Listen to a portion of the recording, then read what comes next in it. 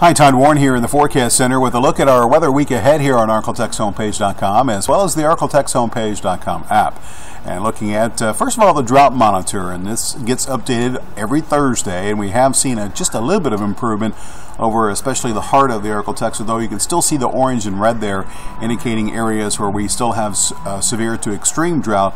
But it looks like this is the area that could see the most rain here during the course of the next couple of days, which obviously would be good news. So let's get right to it with a look at the weather pattern. We still have the remnants of Gordon, which are slowly moving their way towards the north and west over the southeastern sections of Arkansas, and you can still see that plume of moisture along the Gulf Coast extending up into the middle sections of Texas, and eventually all this is going to come together as we are looking at a little bit of an upper level high along the Gulf Coast there, which is kind of blocking some moisture from moving northward into the Gulf of Mexico. So as I put this in the motion, show you what's going to be happening here, we will see again the remnants of Gordon slowly work their way towards the north and west here in the coming days. That upper level ridge will shift more towards the west, and we will see more of a southwesterly flow shape up over the Arklatex heading into the tomorrow and the weekend. And that's going to allow, again, the return of some Gulf moisture and an enhancement of the rainfall chances across the Arklatex starting Friday and continuing through the weekend. Notice as we get into Monday, that trough that extends from about Detroit down to about Cincinnati, Louisville into the Lake Charles area, the axis of that trough will have moved to the east of the Arklatex by Monday. So by then, it looks like most of our rainfall chances will be coming to an end for most of the region. Might see a lingering shower over the south, but again, most of us should stay dry for much of Monday and pretty much the rest of next week. Here's a look at Robbins Toyota Futurecast as we go through the nighttime hours tonight. If we see any rain, it's going to be closer to the center of Gordon, up over the northeastern sections of the Arklatex. And one more thing to point out, you can see the red arrows there, those indicating the winds shifting around more towards the south, and that's going to contribute to a little bit more coverage tomorrow of those scattered showers and thunderstorms.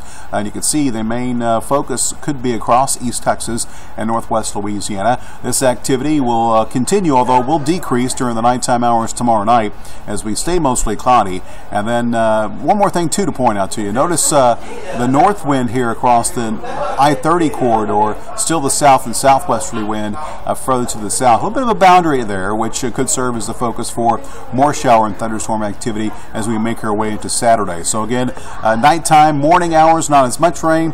We will see the rain most widespread during the afternoon and evening. Of course, that means for Friday night football, expect be prepared for some scattered showers across the region. Entire game shouldn't be a washout, but be prepared for that 30-minute to 45-minute shower or thunder shower at your particular location. Meantime, as far as rainfall potential, this is from now through the weekend into Monday. And the latest numbers of Futurecast, which, by the way, model has done a very good job handling Gordon and not buying into the heavy rainfall totals associated with the storm here in our area. But now it is still showing that that boundary and its effects with, again, the heaviest totals right across the heart of the Arklatex, 1 to over 2 inches of rainfall possible.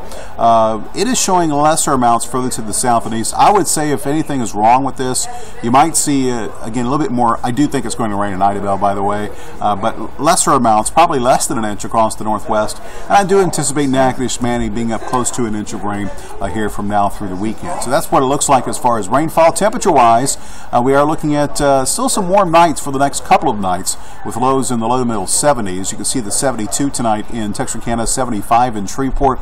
Daytime highs tomorrow, not quite as hot as it's been recently, basically in the upper 80s to low 90s, looking at 90 in Atlanta, 88 in Texarkana, and 89 degrees for the high temperature tomorrow in Shreveport.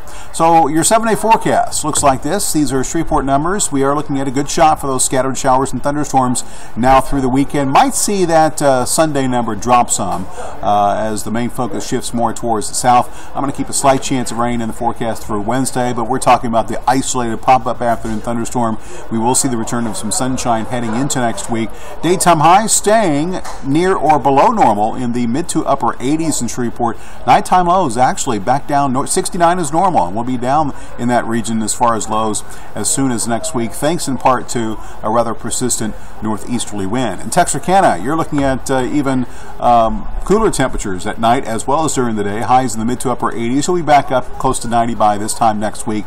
Nighttime lows, low 70s for the next couple of nights, should fall into the mid 60s for nighttime lows. Not too bad in Texarkana as we head into the middle part of next week. So all in all, looks like rainfall chances increasing for Friday and much of the weekend. A couple of inches of rain possible across much of the area.